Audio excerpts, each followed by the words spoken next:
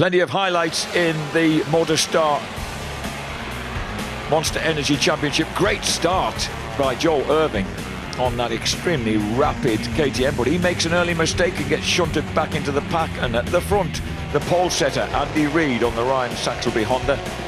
He leads the way sweetly for a while. A huge moment though for Taz McKenzie, cuts him a bit of time. We lose an early faller, throwing up his arms in despair. We also have someone going grass tracking down. That's not the quick way down the Park Straight. Andy Reid at this point had pulled a bit of an advantage over Joe Francis, leaving the rest of them to scrap amongst themselves. But Joe Francis closed the gap and made that sweeping, imperious move around the outside into Mansfield.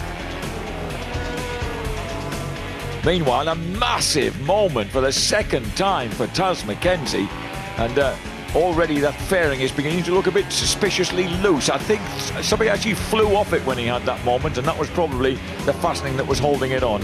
Andy Reid started getting pugnacious on the way into Hall Bends, swept aside the WD-40 Honda, and then the Toad and Tatey pub rider Joe Irving got his KTM in the mix with Taz McKenzie, made that mistake that gave Ed Rendell his chance, and then a huge high side with 2 laps to go vaulted Taz McKenzie into temporary oblivion, and that meant that he was out of the race. Meanwhile, into the hairpin on the final lap, a great move by Joe Francis, but Andy Reid was having none of it. He got the Ryan Saxelby Honda round the outside, gunned it for the line, tried to knee his rival out of the way, and finally fell short by a tantalising 0.02 of a second. What a great race. Joe Francis then the winner and the leader of the championship. So this was a very, very eventful ride. Terrible start for the man in the middle of the front row there. Josh Wainwright sank back outside the top 15 from a front row start, while at the front it was a great start for Adam Jenkinson. Josh Elliott goes grass tracking, fortunately keeps it all together and comes back on track. But at the front, Adam Jenkinson, the championship leader, has the initial advantage on the SMT Kawasaki. And then as they come launching down the Park Straight, 3 abreast, there's always something going to be happening down there. And in this instance, Tristan Palmer neatly slopes through into the lead on the Rapido Sport Racing Ducati, but is soon joined by WD-40 Kawasaki's American import, Tommy Aquino. And the Californian gets round the outside of the Ducati, makes a beautiful move as they go through into Coppice, swoops into the lead and begins to pull away, and eventually an impressive victory for the California. But unfortunately this happened as the RAF Reserves Honda of Simon Andrews took down Tristan Palmer on the Rapido Sport Racing Ducati. Tristan, bless him, was out. The red flags came out. Tommy Aquino was the winner ahead of Lee Jackson. Congratulations, Tom. Cadwell Park, Pirelli National Superstock 600 Championship chasers, and Callan Cooper rockets off pole position to take the early lead. James Lodge brilliantly sweeps round the outside and grabs second place for the Motor Breakers Kawasaki. But disaster for Luke Hedger. He was challenging for the championship. He crashes on the first lap, drops the gear link Kawasaki, and he is well and truly out of the race. And then we have another faller, losing the front end down into Park Corner on the first lap. And also a little bit of unfortunate grass tracking amongst the top 10 runners.